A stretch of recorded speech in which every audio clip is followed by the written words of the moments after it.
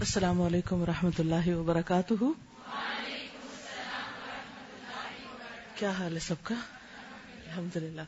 ایسے کہ چونکہ میں موسٹ آف دا ٹائم سامنے دیکھتی ہوں تو جن لوگوں نے یہاں کرسیاں رکھی ہوئی ہیں اگر یہ لوگ کرسیاں پیچھے لے جائیں تو زیادہ بہتر ہوگا تاکہ میں آپ کو فیس کر سکوں، ورنہ میری نظر آپ پہ پڑے گی نہیں، اور جب تک استاد کی نظر شاگرد پہ پڑتی نہیں تو وہ کنیکشن بنتا نہیں. سائڈ سے بس اتنی جگہ خالی رہے تو بہتر ہے. اس کی وجہ یہ ہے کہ نئی جو اور لوگ آئیں گے وہ ایک تو لائن بنائیں گے، دوسرے یہ ہے کہ جس کسی کو بولنا ہوگا وہ تیزی سے اٹھ کے آ کے یہاں پر بات کر سکے. جب آئندہ آپ لائنیں بنائیں تو سیدھی اسٹریٹ روز بنائیے، اور ہر دو لائن کے بیچ میں تھوڑا سا اتنا سا وقفہ کہ جس میں سے اگر کوئی اسٹوڈنٹ اٹھ کے آ کے یہاں بات کرنا چاہے تو وہ بھی کر سکے. جو آن لائن سن رہے ہوتے پھر وہ بیچ میں خاموشی آتی ہے تو وہ بات نہیں بنتی. Is it clear now? کام تو کسی بھی طرح کیا جا سکتا ہے، آپ ڈسپلن سے کریں، ترتیب سے کریں، بے ترتیبی سے کریں، خوبصورتی سے کریں، بھدے طریقے سے کریں، کام تو ہو ہی جاتا ہے. لیکن دونوں میں فرق ہوتا ہے. کس چیز کا؟ احسن عمل. یس، سورۃ الملک آپ نے پڑھی تھی، اور احسن عمل آپ کہہ نہیں سکتے اس کو جس میں دیکھنے میں بھی خوبصورتی اور ترتیب نہ ہو. نبی صلی اللہ علیہ وسلم کو اللہ تعالیٰ نے غزوہ احد کے موقع پر کیا فرمایا تھا؟ وَإِذْ غَدَوْتَ مِنْ أَهْلِكَ تُبَوِّئُ الْمُؤْمِنِينَ مَقَاعِدَ لِلْقِتَالِ. آپ جب صبح سویرے نکلے تھے، ایک تو یہ کہ ارلی کام شروع کرنے کی بات ہے، دوسرا تبوّئ جگہ بنا کر دے رہے تھے. تو یہ بھی لیڈر کی ذمہ داریوں میں سے ایک ہے. اور کلکم راعٍ، ہر شخص کہیں نہ کہیں ذمہ دار ہوتا ہے کہ وہ اپنے متعلقہ لوگوں کو، جیسے اگر گروپ لے رہے ہیں تو گروپ میں ترتیب سے بٹھائیں، اگر آپ کسی کلاس میں ہیں تو کلاس کو ترتیب سے بٹھائیں، اگر آپ کہیں جا رہے ہیں کسی بس اسٹیشن پہ یا ٹرین پہ ہے یا کہیں بھی، تو چڑھنا اترنا کام کرنا ہر چیز ترتیب سے ہو. تو کل ہم نے بات کی تھی اس پر کہ ہم یہ دیکھیں گے کہ آفات جب آئیں تو کیا کرنا چاہیے. ہم زلزلے ہی کی کنٹینیوشن میں بات کریں گے. نحمدہ ونصلی علی رسولہ الکریم، اما بعد فاعوذ باللہ من الشیطان الرجیم، بسم اللہ الرحمن الرحیم. رب اشرح لی صدری ویسر لی امری واحلل عقدۃ من لسانی یفقہوا قولی. کیا آپ سب کے پاس یہ بکلیٹ ہے؟ اٹھا کے دکھائیے مجھے. سب کے پاس؟ ٹھیک ہے، گڈ. تو اس کے صفحہ نمبر 1 سے ہم شروع کریں گے. جب آفات آئیں. قدرتی آفات وہ تکالیف اور مصائب ہیں جو بنی نوع انسان کی آزمائش اور امتحان کے لیے وقتاً فوقتاً آتی ہیں. یہ آزمائشیں انسان کو غفلت سے جگانے اور اصل مقصد زندگی کی طرف راغب کرنے کے لیے آتی ہیں کہ انسان ہوش میں آئے اور جس مقصد کے لیے دنیا میں آیا ہے اس کو پورا کرے. مگر پھر بھی ہم سوچتے نہیں کہ یہ زلزلے کیوں آتے ہیں جن سے آباد بستیاں اور بھرے پورے شہر اجڑ جاتے ہیں، پہاڑ روئی کے گالوں کی طرح اڑنے لگتے ہیں. اور یہی زلزلے جب سمندر میں آتے ہیں تو سونامی طوفان بن کر دیکھتے ہی دیکھتے لاکھوں انسانوں کو صفحہ ہستی سے مٹا دیتے ہیں. تیز آندیاں، شدید بارشیں اور برف باری کے طوفان کیوں آتے ہیں؟ دریاؤں میں سیلاب اور سمندروں میں طغیانی کیوں کر آتی ہے جو آبادیوں کو اپنے ساتھ خس و خاشاک کی طرح بہا لے جاتی ہے؟ غلہ اگلتی ہری بھری زمینیں قحط کی وجہ سے کیوں ویران اور بنجر ہو کر انسانوں کو اس طرح بھوک اور افلاس کا شکار کر دیتی ہیں کہ وہ چمڑا اور مردار کھانے پر مجبور ہو جائیں؟ پانی، خوراک اور دیگر ضروریات زندگی کیوں نایاب ہو جاتی ہیں اور شہر کے شہر موت کی وادیوں میں کیسے تبدیل ہو جاتے ہیں؟ پتھروں کی بارش اور انسانوں کو زمین میں دھنسائے جانے کے واقعات کیوں رونما ہوتے ہیں؟ ان سب سوالوں کا جواب وہی دے سکتا ہے جو ان حادثات و آفات کے اسباب اور وجوہات کا پورا پورا علم اور ادراک رکھتا ہو، یعنی اس کو پوری طرح سمجھ ہو، یعنی اس کی وجہ جانتا ہو. اور وہ کون ہو سکتا ہے؟ اللہ رب العزت. اللہ تعالیٰ فرماتے ہیں ظہر الفساد فی البر والبحر بما کسبت ایدی الناس لیذیقہم بعد الذی عملوا لعلہم یرجعون. لوگوں کے ہاتھوں کی کمائی کی وجہ سے خشکی اور سمندر میں فساد ظاہر ہو گیا تاکہ وہ ان کو ان کے اعمال کا مزہ چکھائے، شاید کہ وہ پلٹ آئیں، تاکہ انسان اللہ کی طرف رجوع کریں. قرآنی تاریخ بھی واضح کرتی ہے کہ جب کسی قوم کا ضمیر مردہ ہو جاتا ہے، وہ دنیا کی زندگی میں مست ہو جاتی ہے اور اس کی بغاوت اور سرکشی حد سے بڑھ جاتی ہے، تو پھر عذاب الہی اس کا مقدر بن جاتا ہے. جیسا کہ اللہ سبحانہ وتعالی نے فرمایا وَكَمْ أَهْلَكْنَا مِنْ قَرْيَةٍ بَطِرَتْ مَعِيشَتَهَا فَتِلْكَ مَسَاكِنُهُمْ لَمْ تُسْكَنْ مِنْ بَعْدِهِمْ إِلَّا قَلِيلًا وَكُنَّا نَحْنُ الْوَارِثِينَ. اور کتنی ہی بستیاں ایسی تھیں جو اپنی معیشت پر اتراتی تھیں، یعنی دنیاوی ترقی خوب کی انہوں نے، تو یہ ان کے گھر ہیں جن میں ان کے بعد چند لوگوں کے سوا کوئی نہ بسا، اور ہم ہی اصل وارث ہیں.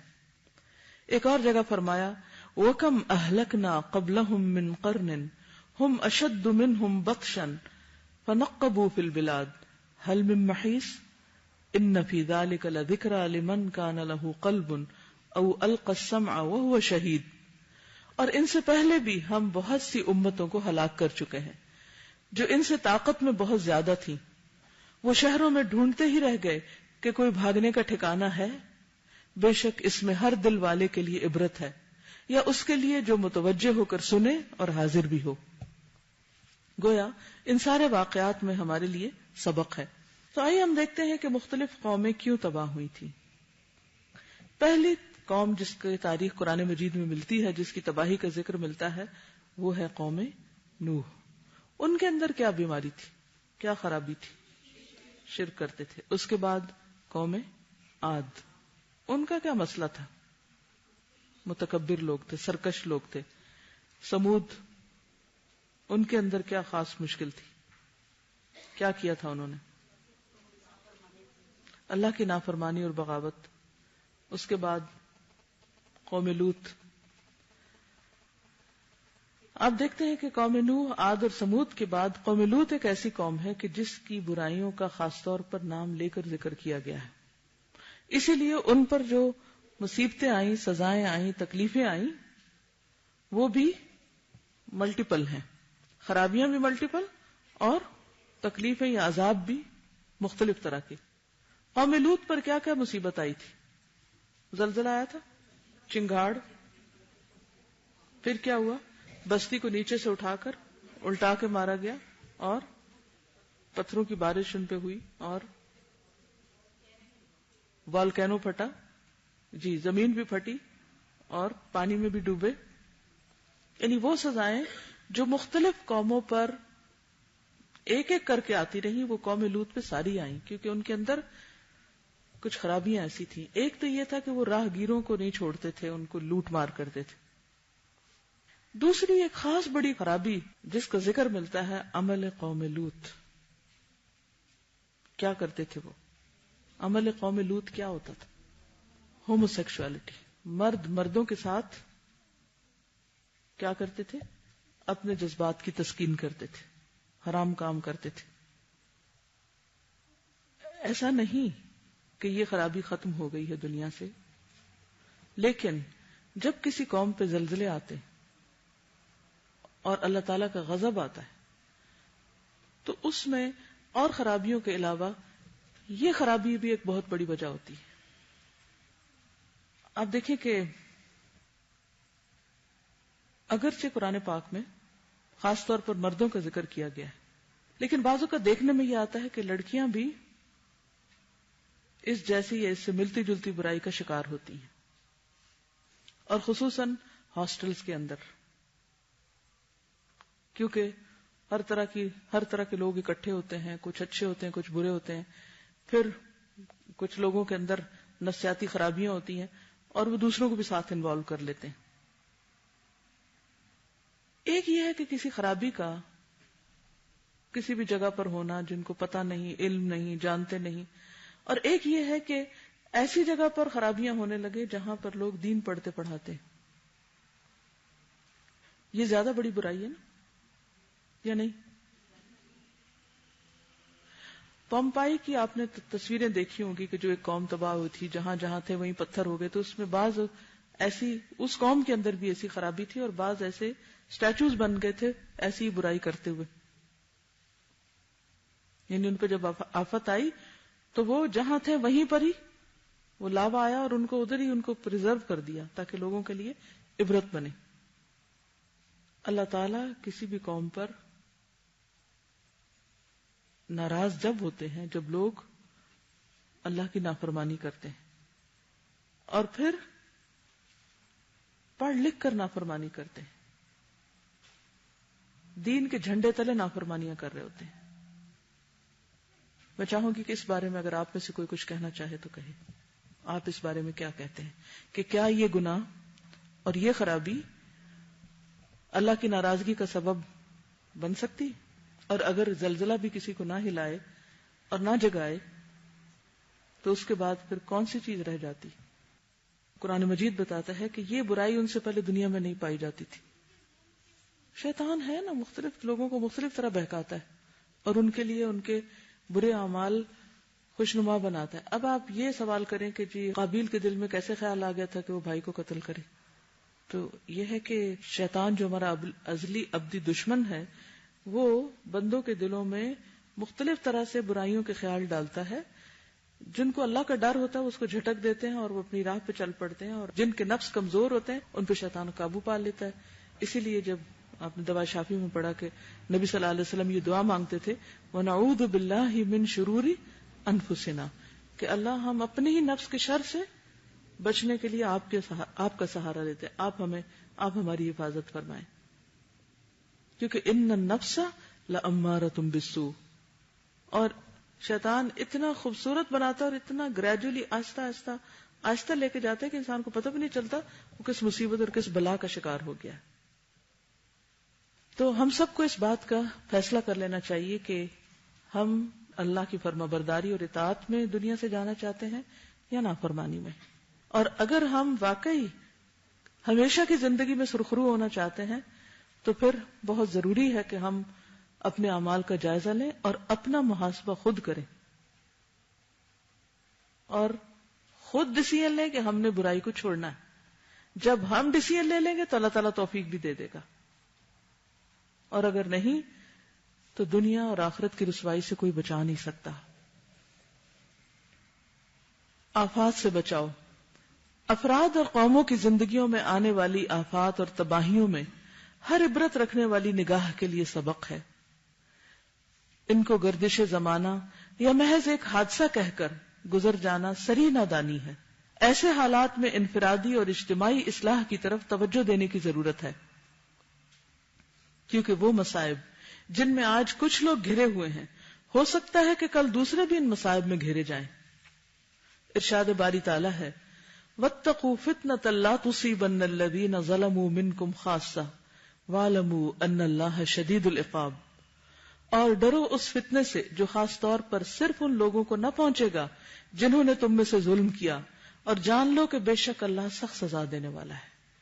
تو اس سے کیا پتہ چلتا ہے کہ جب کوئی ایسی مصیبت آتی ہے تو وہ صرف ان لوگوں پہ نہیں آتی جو برا کر رہے ہوتے ہیں، ان پہ بھی آتی ہے جو دیکھتے ہیں اور خاموش رہتے ہیں اور ایسے لوگوں کو کچھ کہتے نہیں۔ تو ہمارا کیا فرض بنتا ہے کہ اگر ہم کسی شخص کے اندر ایسی کوئی برائی دیکھیں تو پھر کیا کریں؟ کیا کرنا چاہیے بتائیے؟ زبان سے روکنا چاہیے، اپنے رویے سے روکنا چاہیے، طرز عمل سے، اور کیا کرنا چاہیے؟ دل میں برا سمجھے تو وہ تو ہر کوئی برا سمجھتا ہے۔ دیکھیے وہ طریقہ سوچئے کہ جس سے برائی ختم ہو، ٹھیک ہے نا؟ ایسے لوگوں سے صرف بائیکاٹ کرنے سے بھی بات نہیں بنے گی، ان کی اصلاح کرنی چاہیے۔ اصلاح کے لیے کیا کیا سٹیپ لینے چاہیے؟ سب سے پہلے تو آپ یہ کر سکتے ہیں کہ آپ اگر منہ سے بول کے نہیں کسی کو بتا سکتے، جس کسی کے بارے میں آپ کو پتا ہے کہ کوئی ایسا کر رہا ہے یا آپ نے اس کو دیکھا ہے یا آپ کسی بھی طرح جانتے، آپ پر فرض عائد ہوتا ہے کہ آپ یا تو لکھ کر یا زبانی یا سامنے یا اس وقت بول کر یا کسی بھی طریقے سے اس کو خبردار کریں کہ تم اس برائی سے باز آؤ، اگر نہیں تو پھر میں اس کا اعلان کر دوں گی۔ یعنی اس کو ڈرائیں، دھمکائیں، اور پھر اس کے بعد آپ دیکھیں کہ نیکسٹ سٹیپ کیا ہو سکتا ہے، پھر کسی اور تک جائیں۔ ہم کیا کرتے ہیں، کسی کے اندر کوئی چیز دیکھی نہ دیکھی جا کے کسی کو شکایت کر دی، وہ فلانا فلانی خرابی کر رہا ہے۔ تو بات یہ ہے کہ اس میں ایک تو بعض اوقات غلطی کا امکان ہوتا ہے، بعض اوقات یہ ہوتا ہے کہ ہمیں نہیں پتا کہ وہ بتانے والا بھی سچ بتا رہا ہے یا نہیں، تو اس لیے ضروری ہے کہ آپ سب سے پہلے جس کو برا کرتے دیکھیں اس کو خود روکیں، منع کریں، ہاتھ پکڑے، ہاتھ سے روکے، زبان سے روکے. یہ کو نہیں کہا کہ جا کے چغلی لگا دے کہیں یا کہیں شکایت لکھ کے لگا دے، ڈائریکٹ اس کو روکے. کیونکہ اللہ سبحانہ وتعالی نے یہ ایک ایسا سسٹم بنایا مسلمانوں کے لیے کہ جس طرح ایک جسم کے لیے بلڈ سرکولیٹ کرتا ہے تو وہ سارا باڈی فنکشن کرتی ہے، جہاں بلڈ نہیں جائے گا وہاں پر باڈی جو ہے وہ جام ہو جائے گی، کام نہیں کرے گی. بالکل اسی طرح پورے معاشرے کو متحرک رکھا ہے، سارا جسم کام کرے گا. صرف پولیس کا کام نہیں ہے، صرف کسی خاص مولوی صاحب کا یا کسی استاد کا یا کسی کا کام نہیں ہے، وہ تو بتائیں گے ہی، لیکن انڈیویجولی ہر شخص کو اپنی رسپانسبلٹی، اپنی ذمہ داری پوری کرنی ہوگی.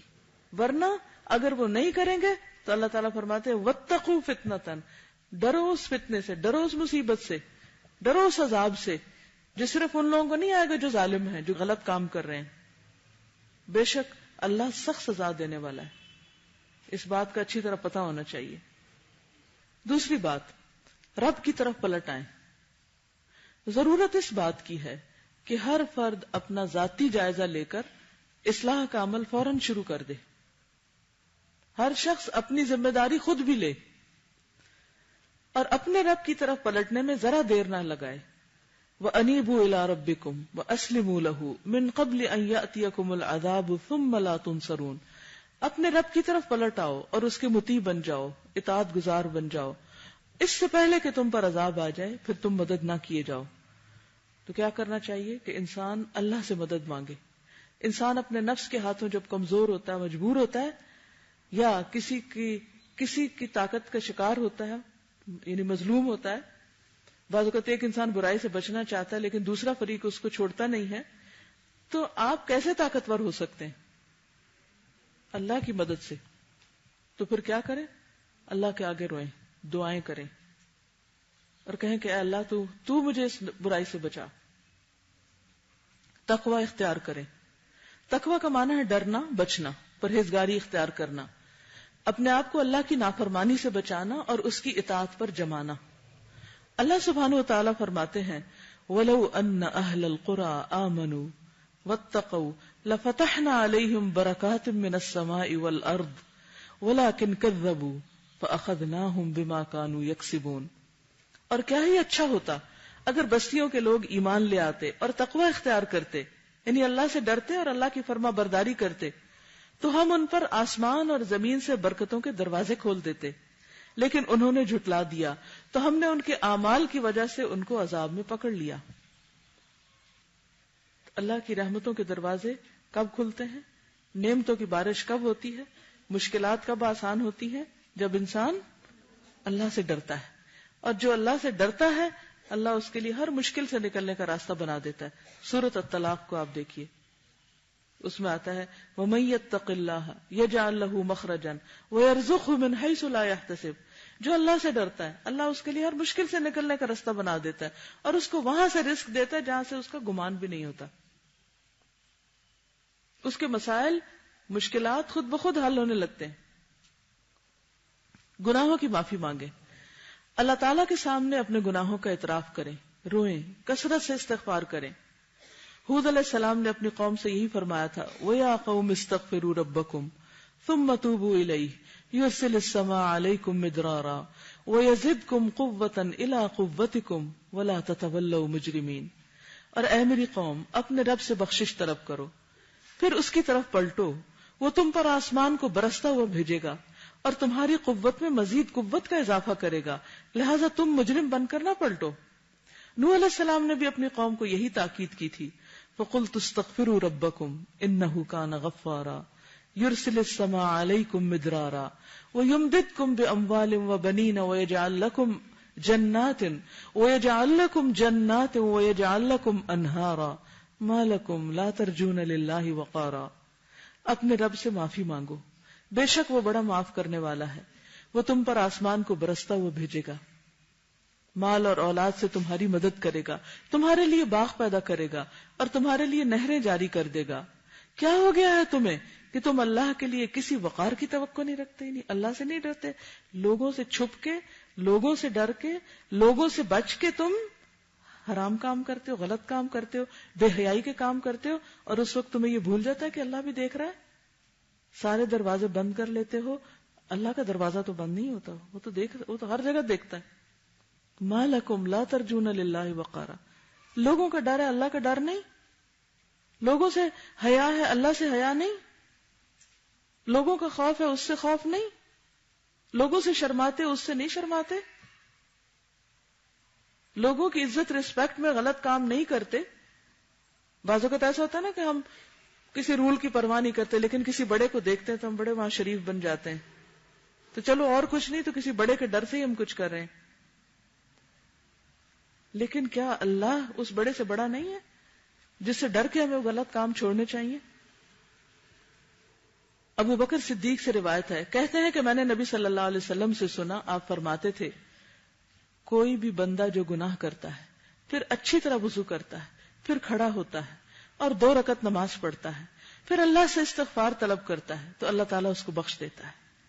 اور اس بخشش کا ایک حصہ ہے، یہ پیکج میں آتا ہے کہ اللہ تعالیٰ پھر آئندہ توفیق بھی دیتا ہے کہ انسان اس برائی کو چھوڑ دے.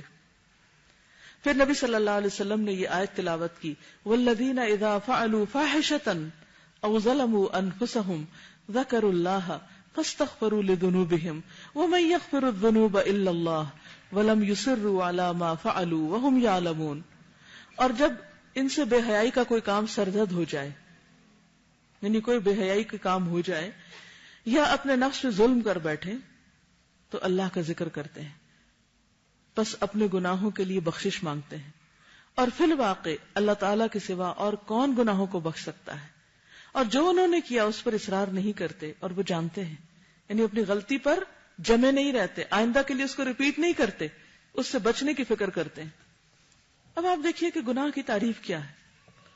اب آپ کہیں گے اچھا یہ کام حرام میں آتا ہے کہ نہیں، یہ جائز ہے یہ ناجائز ہے، یہ غلط ہے یہ نہیں، اتنے کی اجازت ہے اتنے کی اجازت ہے. بات یہ ہے کہ جو کام آپ لوگوں کے سامنے نہیں کر سکتے اور چھپ کے کرتے ہیں، اس کا کیا مطلب ہے؟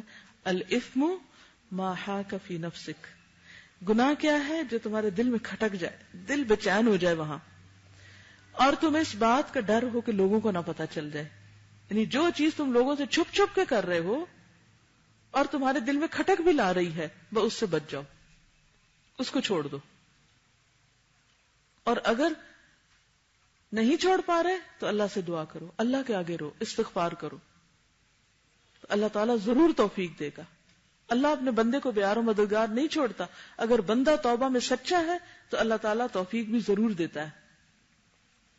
پھر ہے اللہ تعالیٰ کو کثرت سے یاد کریں. ان مشکل حالات میں جب ہر فرد پریشان، غمزدہ اور مصیبت میں مبتلا ہوتا ہے تو رب کی یاد ہی وہ مرہم ہے جو ان دکھی دلوں کو شفا دیتی ہے. الا بذکر اللہ تطمئن القلوب.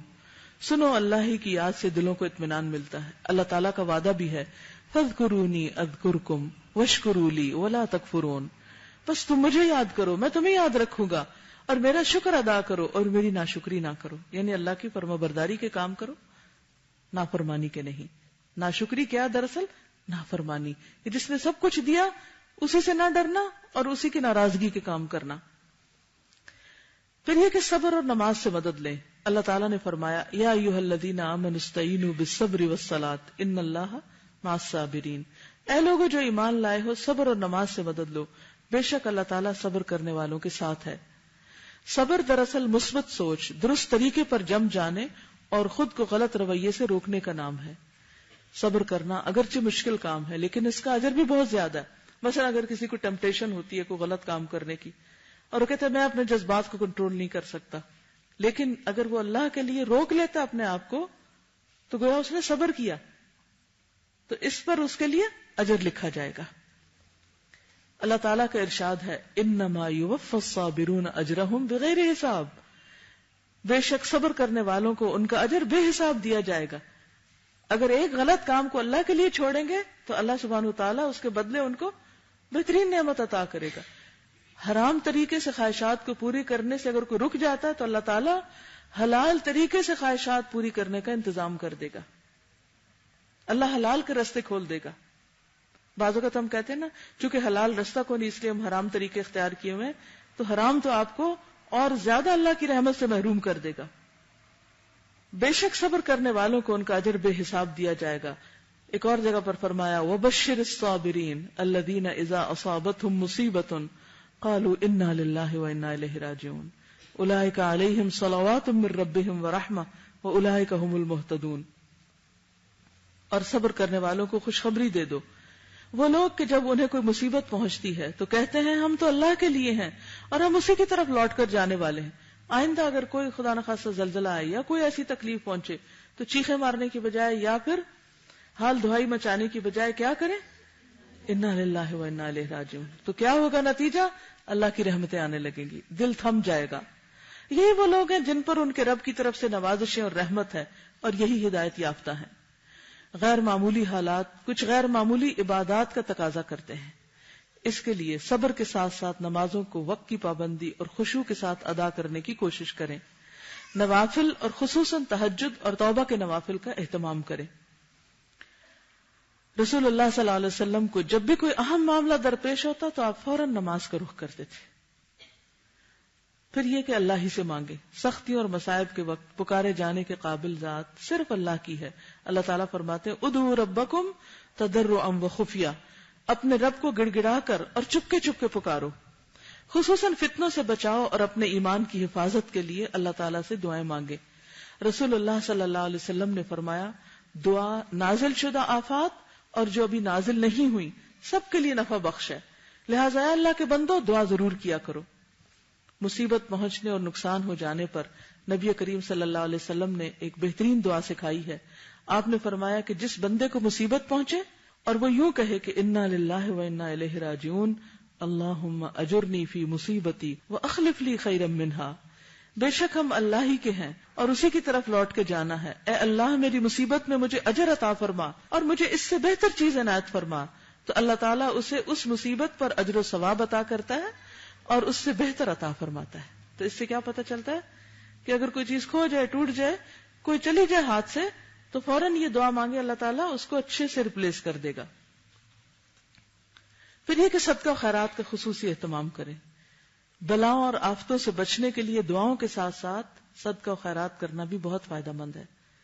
صدقۃ السر تطفئ غضب الرب، چھپا کر صدقہ کرنا اللہ کے غضب کو ٹھنڈا کرتا ہے. صدقہ صرف مال دینے ہی کا نام نہیں بلکہ کسی بھی مشکل میں مبتلا لوگوں کو جسمانی، اخلاقی اور روحانی مدد دینا بھی صدقہ ہے. ایک حدیث کے مطابق تیرا اپنے بھائی کو دیکھ کر مسکرا دینا بھی صدقہ ہے. یعنی نیکیوں کی طرف دوڑے تو اس سے کیا ہوگا کہ تکلیفیں اور مشکلات انسان کی دور ہو جائیں گی. پھر نیکی کے کاموں میں سبقت کریں، سستی دور کریں اور اچھے کاموں کے لیے دوڑیں. نیکی کے کسی موقع کو ضائع نہ کریں کیونکہ مہلت عمل نہ جانے کب ختم ہو جائے.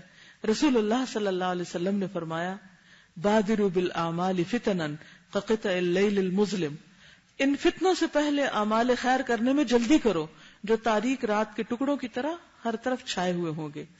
ارشاد ہے فاستبقوا الخیرات، نیکیوں میں سبقت کرو، ایک دوسرے سے آگے بڑھو. ایک اور حدیث میں پڑھی تھی اور بہت ہی خوبصورت حدیث ہے کہ اللہ کے راستے میں جہاد کرو، جدوجہد کرو، سخت محنت کرو، کیونکہ اللہ کے راستے میں جہاد جنت کے دروازوں میں سے ایک دروازہ ہے اور رنج و غم کو دور کرنے کا ذریعہ ہے. کوئی بھی غم پریشانی ہو، دکھ ہو، تکلیف ہو، جب آپ اللہ کے راستے میں نکلیں گے، اللہ کے دین کا کوئی کام کریں گے، اللہ تعالیٰ آپ کے کام اپنے ذمے لے لے گا، آپ کی مشکلات آسان کر دے گا. تو جب آپ دوسروں کی مدد کے لیے جاتے ہیں تو اللہ تعالیٰ آپ کی مدد فرماتا ہے. تو ہر دم تیار رہیں اس کام کے لیے کہ آپ دوسروں کے کام آئیں. نیکی کا حکم دیں اور برائی سے روکیں. نیکی پر قائم رہنے کے لیے ضروری ہے کہ اپنے ساتھ ساتھ دوسروں کو بھی نیکی کی دعوت دی جائے، برائی سے روکا جائے. قرآن کریم میں امت مسلمہ کی ذمہ داری ہی یہ بیان کی گئی کنتم خیر امۃ اخرجت للناس تأمرون بالمعروف وتنہون عن المنکر وتؤمنون باللہ، تم بہترین امت ہو جو لوگوں کے لیے نکالی گئی ہے، تم نیکی کا حکم دیتے اور برائیوں سے روکتے ہو اور اللہ پر ایمان لاتے ہو. رسول اللہ صلی اللہ علیہ وسلم نے فرمایا قسم ہے اس ذات کی جس کے ہاتھ میں میری جان ہے، تم ضرور نیکی کا حکم دو گے اور برائی سے ضرور روکو گے، ورنہ قریب ہے کہ اللہ تعالیٰ تم پر کوئی عذاب بھیج دے، پھر تم دعائیں کرو گے اور وہ قبول نہیں کی جائیں گی۔ یعنی جو لوگ نیکی کا حکم نہ دیں اور برائیوں سے نہ روکیں، ان کی پھر دعائیں بھی قبول نہیں ہوتی۔ حقوق العباد کی ادائیگی پہ خاص توجہ دیں، انسانوں کے حقوق ادا کرنے میں تاخیر نہ کریں، کیونکہ ایسا کرنا ظلم ہے، اور ظلم کی سزا دنیا اور آخرت دونوں میں ملتی ہے۔ رسول اللہ صلی اللہ علیہ وسلم نے فرمایا ظلم کرنے سے بچو، اس لیے کہ ظلم قیامت کے دن اندھیروں کی صورت میں ہوگا، کسی کا حق مار جانا، کسی کی چیز اٹھا لینا، کسی کو کسی طرح ستانا، تکلیف دینا، یہ ساری چیزیں ظلم میں آ جاتی ہیں۔ پھر یہ کہ کتاب اللہ سے سچا تعلق قائم کریں، یعنی قرآن مجید کے ساتھ تعلق، کیونکہ قیامت کے دن قرآن مجید لوگوں کی سفارش کرے گا، ان کی جو اس کو پڑھتے ہیں۔ کتاب انزلناہ الیک مبارک لیدبروا آیاتہ ولیتذکر اولو الالباب، یہ بڑی برکت والی کتاب ہے جو ہم نے تمہاری طرف نازل کی تاکہ لوگ اس کی آیات میں غور و فکر کریں اور عقل و خرد رکھنے والے اس سے سبق لیں۔ جب بھی کوئی مصیبت آئے، تکلیف آئے تو کیا کریں؟ کثرت کے ساتھ قرآن مجید پڑھنا شروع کر دیں، اور جب تک دل کی گھبراہٹ دور نہ ہو تلاوت کرتے چلے جائیں۔ تو ضرورت اس بات کی ہے کہ اس کو پڑھا سمجھا جائے اور آگے بھی پہنچایا جائے، کیونکہ یہ بہترین کام ہے دنیا کے کاموں میں سے، خیرکم من تعلم القرآن وعلمہ۔ اور پھر یہ کہ ہمیں اپنا طرز عمل بدلنا ہے، صرف باتیں کافی نہیں، ٹھوس کام کرنے کی ضرورت ہے۔ بحیثیت امت ہمیں اپنا طرز عمل بدلنا ہوگا، جذباتی باتوں اور زبانی دعووں کی بجائے ٹھوس کاموں کی طرف توجہ دینا ہوگی۔ دنیا میں تعلیم، تحقیق اور جدید ٹیکنالوجی سے آراستہ ہونے کے ساتھ ساتھ اللہ تعالیٰ پر اپنا ایمان مضبوط کرنا ہوگا، اس پر رسول کی پیروی کرنی ہوگی، اسی میں ہماری نجات ہے، اور اسی سے ہماری آزمائشیں دور ہوں گی اور اللہ تعالیٰ کی مدد شامل حال ہوگی۔ ارشاد باری تعالیٰ ہے، ان اللہ لا یغیر ما بقوم حتی یغیروا ما بانفسہم، اللہ کسی قوم کی حالت نہیں بدلتا جب تک کہ وہ اپنی حالت نہ بدلے، یعنی ما بقوم بدل نہیں سکتا جب تک کہ ما بانفسہم نہ بدلے۔ تو اپنا جائزہ لیں کہ کیا میں نے وقت کی قدر کرتے ہوئے اسے ضائع کرنا چھوڑا؟ یعنی زلزلے سے کیا ہم نے یہ سبق لیا کہ آج کے بعد میں اپنی زندگی کا ایک ایک لمحہ صحیح کام میں استعمال کروں گی؟ کیا میں نے سستی، کاہلی اور غفلت چھوڑی؟ نمازیں وقت پر پڑھی؟ کیا میں نے اپنی اصلاح کی طرف کوئی عملی کوشش شروع کی؟ اپنی برائیوں کا جائزہ لیا اور ان کو چھوڑنے کے لیے توجہ کی؟ کیا میں نے تعمیری کاموں میں حصہ لینا شروع کیا؟ کیا میں نے اپنے گناہوں پہ اللہ سے معافی مانگی؟ کیا نمازوں کی طرف توجہ دی؟ اگر نہیں پڑھتے تو پڑھنے میں پابندی، دیر سے پڑھتے ہیں تو وقت پہ پڑھنا، اور اگر وقت پہ پڑھتے ہیں تو خشوع و خضوع کے ساتھ پڑھنا۔ یہ ساری چیزیں قابل توجہ ہیں۔ کیا میں نے فضول گفتگو، جھوٹ، غیبت اور جھگڑے سے کنارہ کشی اختیار کی؟ کیا میں نے اللہ کی طرف رجوع کیا، رشتہ داروں کا حق ادا کرنے کی کوشش کی؟ کیا میں نے اللہ کے دین کو سیکھنے سکھانے کا کوئی منصوبہ بنایا؟ اگر ہم خود کو نہیں بدل سکتے تو دنیا کے حالات کیسے بدل سکتے ہیں؟ اس کتاب کو اس لیے آپ کے ساتھ شیئر کیا تاکہ آپ اس میں سے کچھ چیزیں اپنے عمل کے لیے، اور پھر یہ کہ آگے آپ دوسروں کے ساتھ بھی مزید شیئر کر سکتے ہیں۔ مثلا کوئی شخص کہے کہ ہمیں کچھ بتائیں، تو اگر آپ کے پاس یہ چھوٹا سا کتاب ہے تو اسی میں سے کوئی بھی چیز پڑھ کے آپ دوسروں کے ساتھ شیئر کر سکتے ہیں۔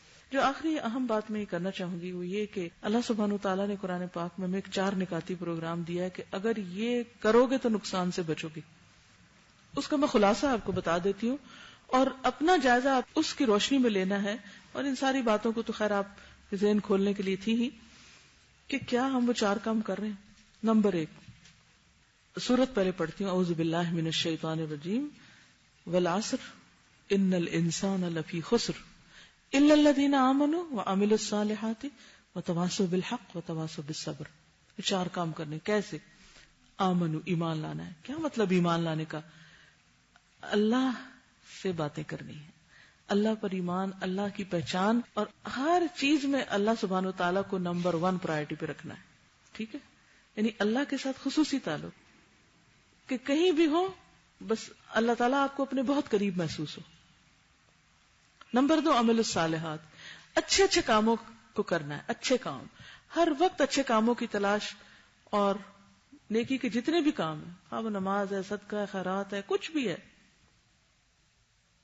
چاہے وہ لوگوں کی خدمت ہے، یہ چادریں ٹھیک کرنا ہے، شیشے صاف کرنا ہے، جھاڑو لگانا ہے، کوئی کسی بیمار کی خبرگیری کرنی ہے، کسی کو کوئی کام پہ لگانا ہے، کسی بیمار کی مدد کرنا ہے، کچھ بھی کرنا ہے، تو عمل الصالحات جب اللہ کے لیے آپ کرتے ہیں تو عمل صالح بنتا چلا جاتا ہے۔ تو ہر وقت نیکی کے کاموں کے منصوبے بنانے، ان کی تلاش میں رہنا ہے۔ آپ نے کیا کرنا ہے؟ نیکیوں کی تلاش میں رہنا، اور نظر آ جائے تو بس فوراً کرنا ہے۔ یہ نہیں کہ اپنا کوڑا بھی پھینک کے دوسروں کے ذمہ کر جانا. تیسری چیز وتواصوا بالحق، جو اچھی بات خود کو پتہ چلے اسے دوسروں سے شیئر کر کے دوسروں کو حق بات بتانی ہے، برائیوں سے ان کو روکنا ہے. جس کو آپ حق سمجھتے ہیں اس کو لازماً آپ کو دوسروں کو بتانا ہوگا. یہ نہیں کہ وہ چیز آپ کے دل میں ہی رہ جائے کہ ہاں میرے خیال میں تو یہ ٹھیک ہے اور پھر آپ دوسرے کو کے ساتھ شیئر نہیں کریں.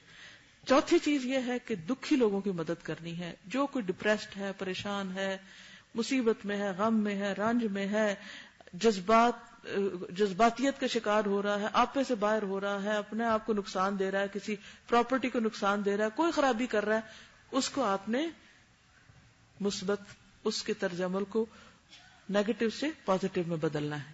صبر کی تلقین کیا ہے؟ لوگوں کے منفی رویوں کو مثبت رویوں میں بدلنا ہے. صبر صرف یہ نہیں چپ کرو نہ رو نہ رو، یہ نہیں صرف اس کہنے سے تو لوگ اور رونے لگتے ہیں. تو صبر کی تلقین کیا ہے کہ ان کو چینلائز کرنا ہے، صحیح رستے صحیح ڈائریکشن پہ لگانا ہے. عمل الصالحات کے بعد وتواصوا بالحق میں کیا؟ امر بالمعروف ہے، اور وتواصوا بالصبر کیا؟ نہی عن المنکر ہے. کیونکہ منکر سے رکنا جو ہے نا بڑے صبر کا کام ہوتا ہے. چاہے لوگ اپنے آپ کو نقصان دے رہے ہیں یا کسی اور کو دے رہے ہیں یا کسی چیز کو دے رہے ہیں. ٹھیک، تو یہ چار چیزیں جو ہیں، ایک اللہ سے باتیں کرنی ہے، دوسرے اچھے اچھے کاموں کی تلاش میں رہنا اور ان کو کرنا، تیسرے جو اچھے کام نہیں کر رہے ان کو اچھے کاموں پہ لگانا ہے، اور جو غلط کر رہے ہیں ان کو غلط سے روک کے ان کو کس پہ لانا ہے؟ پازیٹیوٹی پہ. آپ یوں سمجھے جب آپ کسی کو نیکی کی بات بتاتے ہیں اور برائی سے روکتے ہیں تو یہ آپ جہاد کر رہے ہیں. ٹھیک ہے، جب یہ جہاد آپ کرتے ہیں تو دو فائدے آپ کو ہوتے ہیں. ایک تو جنت کا دروازہ کھلتا ہے، آخرت کا فائدہ پہلے بتایا گیا، اور دوسرے دنیا کے رنج جو ہم دور ہو جاتے ہیں. کیسے؟ کیونکہ جب آپ برائی سے روکتے ہیں نا، اللہ تعالیٰ آپ سے بے پناہ خوش ہوتا ہے کہ یہ لوگوں کو وہ بتا رہے ہیں جو مجھے پسند ہے اور ان چیزوں سے روک دیں جو مجھے ناراض کرتی. نیکی کیا ہے؟ وہ کام ہے جو اللہ کو خوش کر دے، اور برائی کیا ہے؟ وہ کام جو اللہ کو ناراض کرے. تو صرف خود نہیں اچھے کام کرنے بلکہ اوروں کو بھی اس طرف لگانا ہے، اور صرف خود نہیں برائی سے رکنا، جہاں جس کو دیکھے وہیں بتانے کی ہمت کریں. ٹھیک، اگر کوئی ہمیں بتاتا ہے تو اس پر ہمیں شکر گزار ہونا چاہیے اور مائنڈ کر کے ناراض ہو کے ایک طرف نہیں ہونا چاہیے. کسی کو جوتے پہن کے چلے جانا اور دوسرے کو انتہائی اذیت دینا ہے، اب یہ بھی ایک بہت بڑی برائی ہے. یہ کس میں آتا ہے؟ منفی کام میں. تو جو آپ ایسا کرتا دیکھیں آپ اس چیز سے روکیں. اسی طرح کیا کسی تعلیمی ادارے میں دیواروں پہ کپڑے لٹکنے چاہیے؟